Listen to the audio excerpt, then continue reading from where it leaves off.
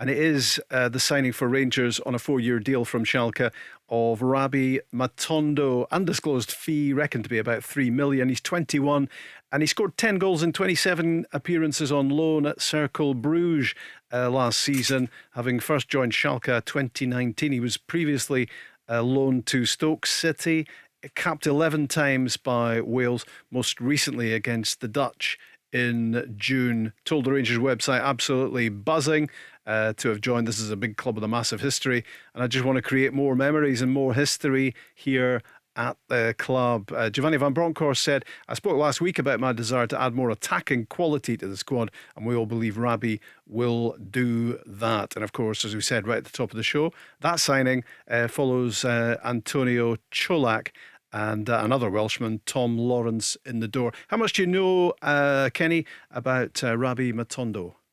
Not a lot, other than he was a really highly thought of young player. He still is a young player, I suppose. It's a lot of money if the reported transfer fee is correct. And like you alluded to there, he's probably best and most consistent season was last season. So at 21, he's hit some good numbers last year. Like you say, 10 goals. He's just a little bit better, a goal every 3 games for Cercle Bruges.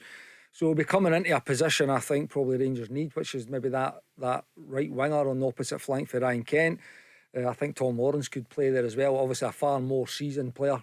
I think he would be the one I would look to make a real impact on the Rangers team in that front line, or just in behind their striker. Tom Lawrence could play.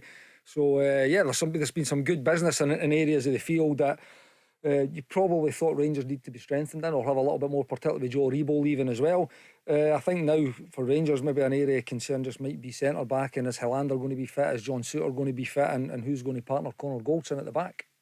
Because they haven't kicked off in training yet. I think there's maybe a few wee kind of niggles. Yeah. And Helander's got injury history, hasn't he? He has, and so has John Souttar. Yeah, I suppose so has John Souttar. So it's true. It might be. I think even with the 3 players fit, you maybe just need one more a little bit cover. I'm not sure if there's anybody in the B team that could make that step. Leon King maybe could make that step up as a bit cover. So but it's been good business. Obviously, I think that in the last kind of week to 10 days there was a bit of rumblings for the Rangers support about no signing players and a bit of inactivity in the transfer market. Well, that's kind of been nailed now, like you said at the top of the show, with the re-signing the players and keeping them in the building, and obviously adding these 3 new faces in the last week or so has been it gives that squad, and particularly that forward line, a bit of freshness to it.